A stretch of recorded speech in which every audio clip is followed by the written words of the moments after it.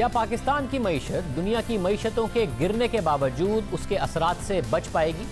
दुनिया की मईशतों पर पाकिस्तान का इन्हिसार उन ममालिक में बरामद करने, उन ममालिक में काम करने वाले पाकिस्तानियों से रेमिटेंसेस की सूरत में ज़र मुबादला पाकिस्तान आने और इसके साथ साथ उन ममालिक से पाकिस्तान में बैरूनी सरमायाकारी आने पर है। सवाल यह है कि ये तीनों फैक्टर्स कितने मुतासिर होंगे, क्योंकि यही पाकिस्तान में डॉलर्स आने का जरिया हैं और पाकिस्तान से जो बरामदात की जाती हैं या पाकिस्तान में जो सरमायाकारी या रेमिटेंसेज आती हैं उस पर कितना फ़र्क पड़ेगा, ये देखना बहुत अहम है, क्योंकि पाकिस्तान के पास ज़र मुबादला के ज़खायर नहीं है। क्या पाकिस्तानी मईशत दुनिया की मईशतों की तबाही या उनका सुकड़ना बर्दाश्त कर सकेगी, क्योंकि पाकिस्तान के पास ज़र मुबादला के ज़खायर कम हैं और पहले से पाकिस्तान IMF के प्रोग्राम में है। इस बात को एदाद शुमार के साथ समझने की कोशिश करते हैं। पाकिस्तान की बरामदाद में अप्रैल के महीने में 54% की कमी आ चुकी है, जो दरामदाद में 34% की कमी से बहुत ज़्यादा है। अप्रैल 2019 में पाकिस्तान ने $2 अरब से जायद की बरामदाद की, मगर अप्रैल 2020 में $1 अरब से भी कम यानी $95 करोड़ की पाकिस्तान ने बरामदाद की। मगर बैरून मुल्क से आने वाली तरसीलात ज़र यानी रेमिटेंसेज में हैरानकुन तौर पर अभी तक कोई कमी नहीं देखी गई है और ये एक बड़ी हौसला अफजा पिक्चर है, क्योंकि इस साल अप्रैल के महीने में $1 अरब 79 करोड़ की तरसीलात ज़र आई, जबकि पिछले साल अप्रैल के महीने में $1 अरब 77 करोड़ थी, यानी कि सूरत हाल यहाँ पर ख़राब नहीं हुई है। अब सवाल यह है कि क्या पाकिस्तान की बरामदाद में, एक्सपोर्ट्स में इतनी बड़ी कमी आने वाले वक्त में भी बरकरार रहेगी और क्या रेमिटेंसेस का ना गिरना आने वाले दिनों में भी बरकरार रहेगा या दीगर ममालिक की मईशतों की गिरावट और बेरोजगारी हमें भी मुतासिर करेगी? इसके लिए मज़ीद इदाद शुमार का जायजा लेते हैं। पाकिस्तान में सबसे ज़्यादा ज़र मुबादला रेमिटेंसेस सऊदी अरब में काम करने वाले पाकिस्तानी भेजते हैं। उन्होंने अप्रैल में $45 करोड़ भेजे, जो गुज़िश्ता बरस के $42 करोड़ से 5% ज़्यादा है। दूसरे नंबर पर अमेरिका रहा, जहां से $40 करोड़ आए, जो गुज़िश्ता बरस अप्रैल के महीने से 54% ज़्यादा है। फिर मुत्तहिदा अरब अमारात से $35 करोड़ आए, जो गुज़िश्ता बरस से 5% कम है, यानी यहाँ पर फ़र्क पड़ना शुरू हो गया है। फिर बरतानिया, यूरोपीय यूनियन और दूसरे अरब ममालिक से ज़र मुबादला आया और सब में गुज़िश्ता बरस के मुकाबले में कमी ही हुई है। इसी तरह पाकिस्तान ने सबसे ज़्यादा बरामदाद 2019 में अमेरिका को $4 अरब की, दूसरे नंबर पर $2 अरब के साथ चीन, तीसरे नंबर पर $1.7 अरब के साथ बरतानिया रहा, जर्मनी को $1.3 अरब, हॉलैंड को $1 अरब, स्पेन को $950 मिलियन की बरामदाद की और इटली को $800 मिलियन की बरामदाद की, जबकि मुत्तहिदा अरब अमारात को $1.1 अरब की पाकिस्तान ने बरामदाद की। अब देखते हैं कि इन ममालिक की मईशतों का अब क्या हाल है और मुस्तकबिल में क्या होने वाला है। अमरीकी मईशत में मार्च से अब तक बेरोजगार अफराद की तादाद में 3.5 करोड़ अफराद का इजाफा हो चुका है, जो अब से 100 साल पहले होने वाली बदतरीन मुआशी डिप्रेशन के बाद सबसे बड़ा नंबर है। अमरीका में बेरोजगारी की शरह 15% से तजावुज कर गई है, जो दूसरी जंग अजीम के बाद सबसे बड़ी शरह बेरोजगारी है और यह ख्याल किया जा रहा है कि इनमें से 42% अफराद की बेरोजगारी आर्जी नहीं है बल्कि मुस्तकिल है, यानी मईशत खुलते ही उन्हें रोजगार दोबारा नहीं मिल जाएगा। और अब आलमी इदारे गोल्डमैन सैक्स के मुताबिक अमेरिका में बेरोजगारी बढ़कर 25% तक जा सकती है। ग्रेट डिप्रेशन वाला हाल होगा जब 1933 में बेरोजगारी 24.9% तक पहुंच गई थी। गोल्डमैन सैक्स के मुताबिक लॉकडाउन खोल भी दिए गए, तब भी मईशत कोरोना वायरस से पहले की सतह पर फौरी तौर पर वापस नहीं जाएगी, यानी अभी बेरोजगारी मजीद होनी है। आज भी अमेरिका में गुज़िश्ता हफ्ते के दादो शुमार सामने आए हैं। इसके मुताबिक गुज़िश्ता हफ्ते 30 लाख अफराद मजीद नौकरियों से फारिग हो चुके हैं और अमरीकी स्टॉक मार्केट में शुरू में ही इस हवाले से मंदी देखी गई, क्योंकि मुस्तकबिल में अमरीकी मईशत के इशारे बुरे नजर आ रहे हैं। IMF के मुताबिक 2020 में अमरीकी मईशत 6% से सुकड़ेगी। सुकड़ने का मतलब प्रोडक्शन में कमी, कंजप्शन में कमी, आमदनी में कमी, बेरोजगारी में इजाफा और अमरीका से दीगर ममालिक को जाने वाली रेमिटेंसेज में कमी। जब अमरीकी अवाम की आमदनी कम होगी तो अशिया भी कम खरीदेंगे, यानी अमरीका की दरामदाद में कमी और दीगर ममालिक की बरामदाद में कमी। मार्च के महीने में अमरीका की दरामदाद में पहले ही 10% की कमी आ चुकी है। आने वाले दिनों में मजीद कमी की तवक्को है। साथ ही अमरीकी कंपनियां इस साल भारी नुकसान करेंगी, यानी सरमायाकारी भी नहीं करेंगी, जिसकी वजह से पाकिस्तान जैसी मईशतों पर भी फ़र्क आएगा। पाकिस्तान की बरामदाद और पाकिस्तान में सरमायाकारी अमरीका की तरफ से कम होगी। इसी तरह बरतानिया, जहां पाकिस्तान बरामद भी करता है और ज़र मुबादला भी आता है और सरमायाकारी भी आती है, बरतानिया की मईशत सिर्फ दूसरी तिमाही में 25% सुकड़ने की तवक्को है। पूरे साल 2020 में 14% सुकड़ने की तवक्को है। बेरोजगारी तारीखी सतह यानी 9% तक जाने की तवक्को है। बरतानिया के सेंट्रल बैंक ऑफ इंग्लैंड के मुताबिक ये बरतानिया की 300 साल की बदतरीन मुआशी कारकर्दगी होगी, यानी सन 1700 में ऐसी मुआशी कारकर्दगी देखी गई थी। इसी मईशत के साथ बेरोजगारी की शरह में मजीद इजाफा होगा, दरामदाद कम होंगी, यानी पाकिस्तान जैसे ममालिक में रेमिटेंसेज में कमी होगी और हमारी बरतानिया जाने वाली बरामदाद में भी कमी आएगी। अप्रैल के महीने में पहले ही बरतानिया से आने वाली रेमिटेंसेज 19% गिर चुकी हैं। तीसरा अहम मुल्क जहां से पाकिस्तान में सबसे ज़्यादा ज़र मुबादला वहां काम करने वाले पाकिस्तानी भेजते हैं वो सऊदी अरब है। जहां से पाकिस्तान में सरमायाकारी भी हुई है, वहां से इमदाद भी आई है। तेल की कीमतें गिरने के बाद सऊदी अरब की मईशत इस वक्त बहरान में फंस चुकी है। इकदाम किए जा रहे हैं मगर मईशत संभल नहीं पा रही है। गुज़िश्ता दिनों सऊदी अरब के वज़ीर ख़जाना ने मज़ीद इकदाम करते हुए खसारे पूरा करने के लिए वैल्यू एडेड टैक्स में 3 गुना इजाफा कर दिया और अपने शहरियों का माहाना वजीफा भी बंद करने का ऐलान कर दिया। इस वक्त सऊदी अरब को आलमी मंडी में तेल की कम कीमतों और कोरोना वायरस की वजह से दो तरफा क्राइसिस का सामना है और हुकूमत अब तेज़ी से अपने खर्चे कम करके और टैक्सेस से आमदनी बढ़ाकर खसारे को पूरा करने की कोशिश कर रही है। सऊदी अरब के ज़र मुबादला के ज़खायर तेज़ी से कम हो रहे हैं क्योंकि तेल की आमदनी की कमी अपने ज़खायर से पूरी करनी पड़ रही है। सिर्फ मार्च के महीने में सऊदी अरब ने 27 अरब डॉलर्स के ज़र मुबादला के ज़खायर खर्च कर दिए। अब सऊदी हुकूमत बहुत से हुकूमती इदारों और प्रोजेक्ट्स की फंडिंग या तो कम कर रही है या फिर प्रोजेक्ट्स को ही मनसूख कर रही है। इस वक्त कोरोना वायरस की वजह से सऊदी अरब में सिनेमा, रेस्टोरेंट्स, फ्लाइट्स, यहाँ तक कि उम्रा ऑपरेशन भी बंद है। हज भी नामुमकिन नजर आ रहा है जिससे सऊदी हुकूमत के आमदनी के ज़राए ख़त्म होकर रह गए। सऊदी वज़ीर ख़जाना के मुताबिक उनकी तेल की आमदनी आधी रह गई है और अब हुकूमत को अपना खसारा पूरा करने के लिए 60 अरब डॉलर्स का कर्ज लेना पड़ेगा। IMF के मुताबिक सऊदी मईशत इस साल 2.3% से सुकड़ जाएगी। सऊदी क्राउन प्रिंस मोहम्मद बिन सलमान का तेल की बरामद पर से सऊदी मईशत का इन्हिसार ख़त्म करके दूसरे प्रोजेक्ट्स में सरमायाकारी करने का मंसूबा भी खटाई में पड़ गया है। 500 अरब डॉलर्स की सरमायाकारी से एक नए जदीद शहर का क़याम भी खतरे में पड़ गया है। ऐसी सूरत हाल में सऊदी अरब में बेरोजगारी बढ़ेगी। ऐसी सूरत में वहाँ काम करने वाले पाकिस्तानी भी मुतासिर होंगे जिससे पाकिस्तान में आने वाला ज़र मुबादला और सरमायाकारी भी मुतासिर होने का खदशा है। मुत्तहिदा अरब अमारात और कुवैत की मईशत भी तेल पर इन्हिसार करती हैं। इन ममालिक ने भी सऊदी अरब के साथ साथ अपने तेल की पैदावार में कमी की है। इन ममालिक पर भी तेल के कम कीमतों का असर पड़ रहा है। इन ममालिक के बजट और मईशत भी तेल की कीमतें कम होने से मुतासिर हो रही हैं और सुकड़ रही हैं और बेरोजगारी बढ़ने का खदशा है। पहले ही मुत्तहिदा अरब अमारात से आने वाले जो ज़र मुबादला है, जो रेमिटेंसेज हैं, अप्रैल के महीने में उनमें 5% की कमी आ चुकी है। एक और मईशत जहाँ पाकिस्तान बरामद भी करता है और वहाँ काम करने वाले पाकिस्तानी ज़र मुबादला भी भेजते हैं वो यूरोपीय यूनियन का ब्लॉक है। 2020 में यूरोपीय यूनियन की मईशत 7.4% से सुकड़ जाएगी। यूरोपीय कमीशन के मुताबिक सरमायाकारी तबाहकुन हद तक गिर जाएगी। बेरोजगारी, कर्ज और खसारों में बेपनाह इजाफा होगा।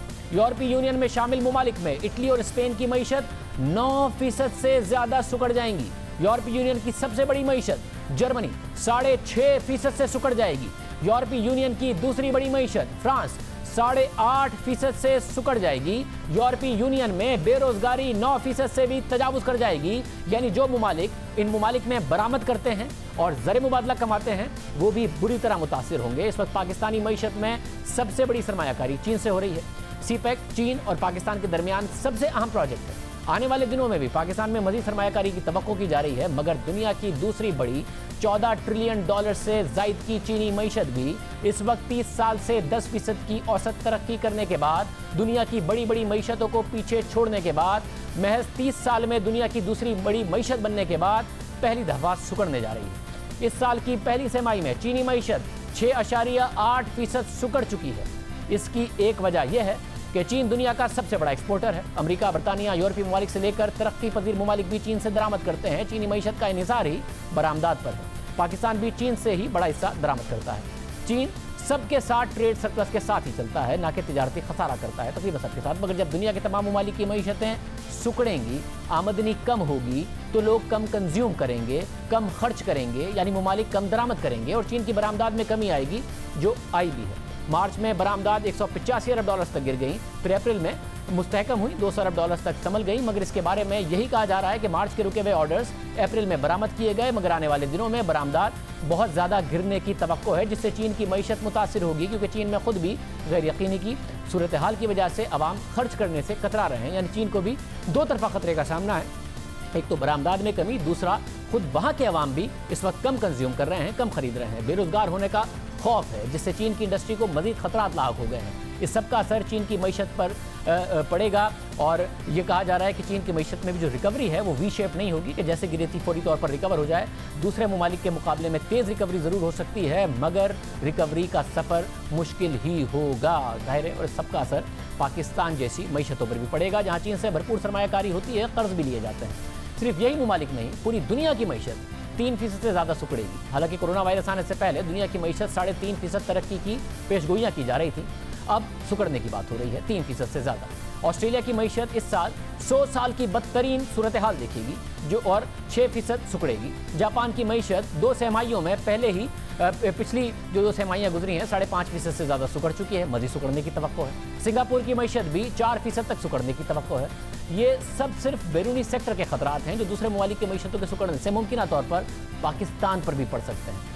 पाकिस्तान की अपनी मईशत की अंदरूनी सूरत हाल भी इस वक्त हौसला अफजा सूरत हाल पेश नहीं कर रही है। खुद मुशीर ख़जाना डॉक्टर हफीज़ शेख के मुताबिक रवा माली साल में पाकिस्तान का बजट खसारा 9% तक जा सकता है। पाकिस्तान 3,900 अरब रुपए तक टैक्स जमा कर पाएगा, जो 4,800 अरब रुपए के रिवाइज्ड टारगेट से भी 19% कम होगा।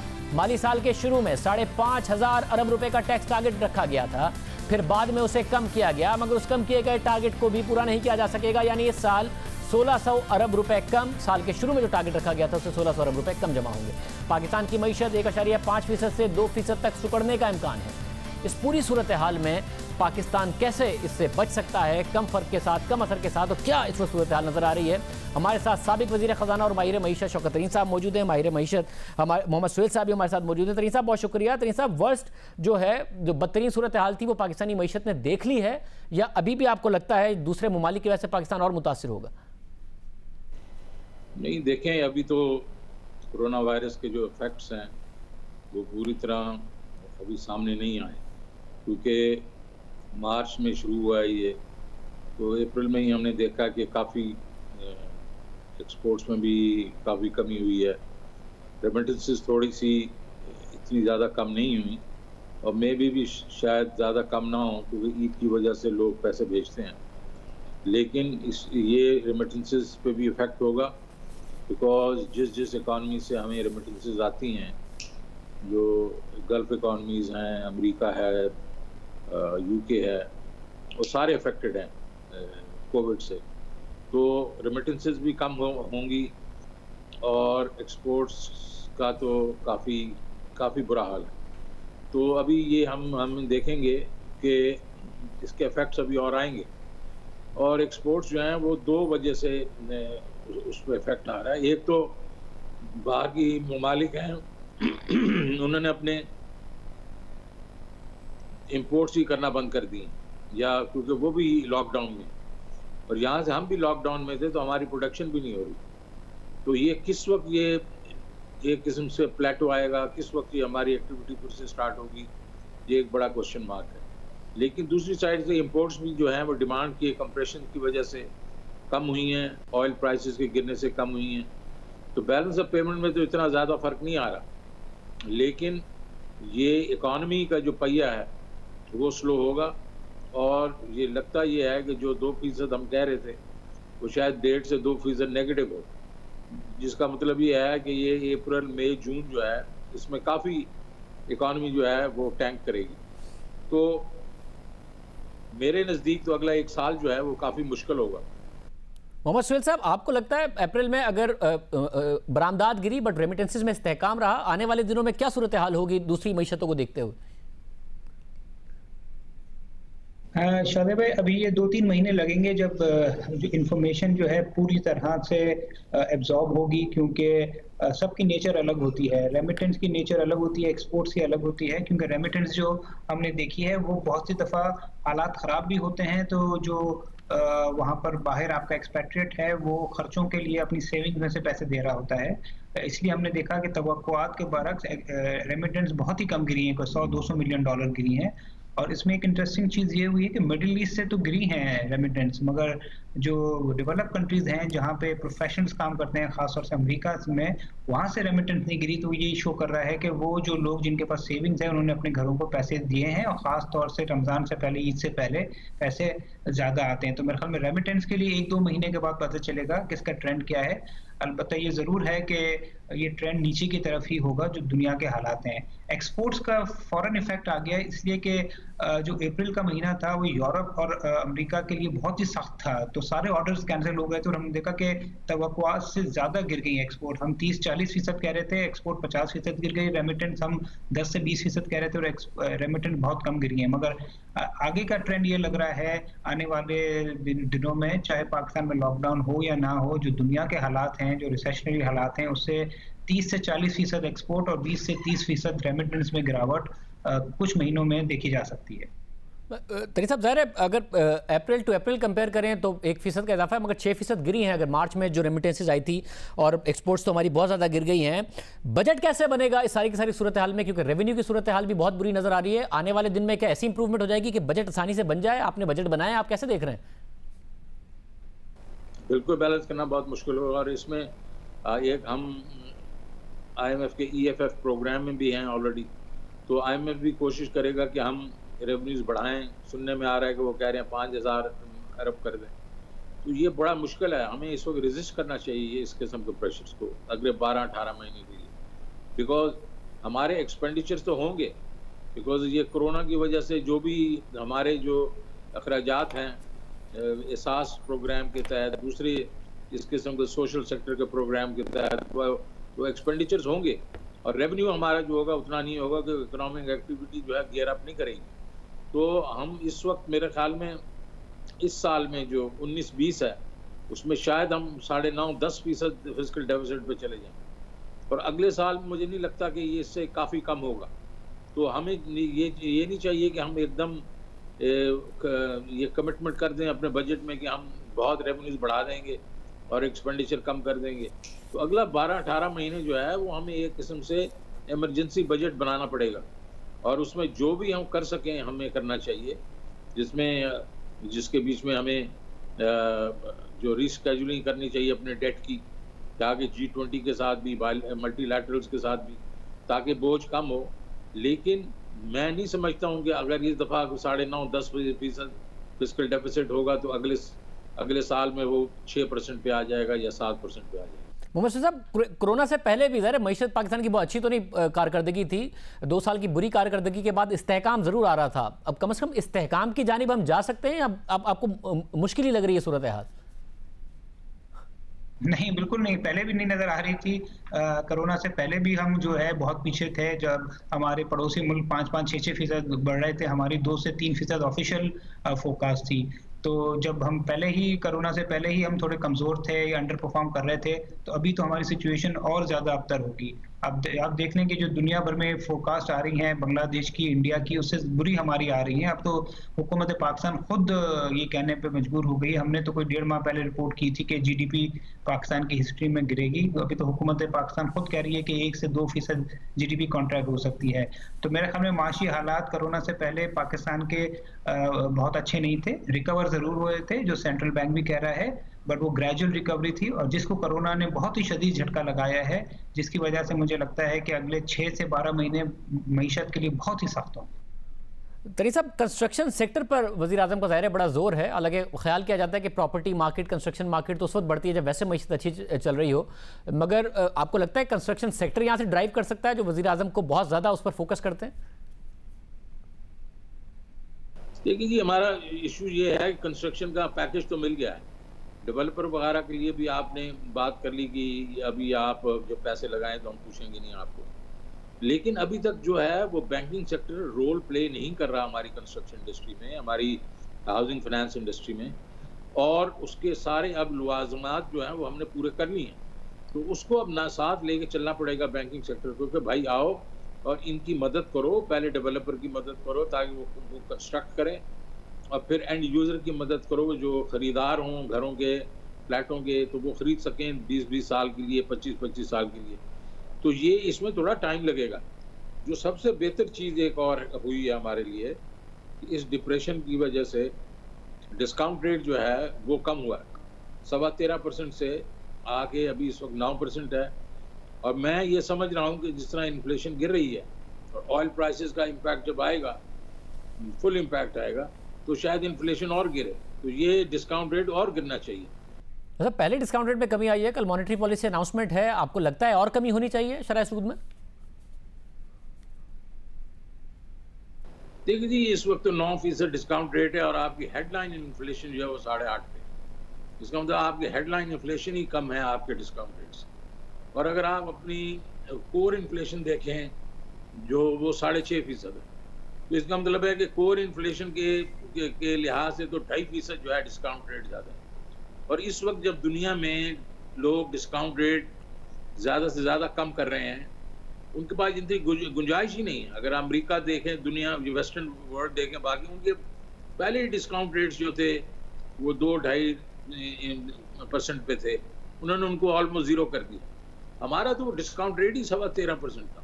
तो हमारे पास तो बहुत गुंजाइश है कि उसको नीचे लेके जाना और एग्रेसिवली लेके जाना, ताकि ये एक दफ़ा किक स्टार्ट हो जाए, भैया किक स्टार्ट हो जाए। क्योंकि डोमेस्टिक डिमांड को ऊपर आते आते भी देर लगेगी कि लोगों की इनकम तो अफेक्ट हुई है ना, तो आपने बिजनेसेस को खड़ा करना है। तो मेरे ख्याल में गुंजाइश बिल्कुल है और इस वक्त हेडलाइन इन्फ्लेशन को नहीं देखना चाहिए, हमें कोर इन्फ्लेशन को देखना चाहिए। मोहसिन साहब, आपकी क्या राय है, कल शरह सूद में क्या कमी की तवक्को कर रहे हैं?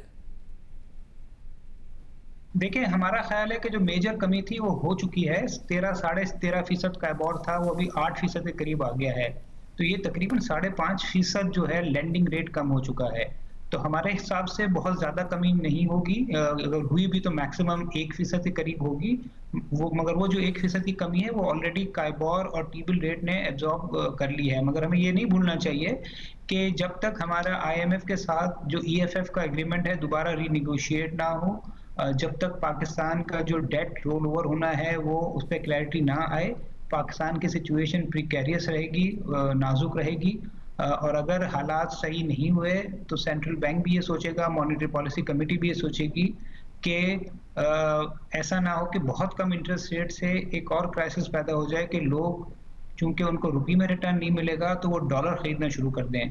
और अगर ऐसा हुआ तो मेरे ख्याल में वो एक डबल क्राइसिस हो जाएगा पाकिस्तान के लिए कि जो अभी एक्सटर्नल अकाउंट थोड़ा सा स्टेबल लग रहा है उस पर भी प्रेशर आ जाएगा। तो मेरे ख्याल में बहुत बड़ा चैलेंजिंग टास्क है सेंट्रल बैंक की मॉनेटरी पॉलिसी कमेटी के लिए। हमारा ख्याल है कि मेजर जो डिक्लाइन होना था लैंडिंग रेट्स में, टी-बिल में, वो ऑलरेडी हो चुका है।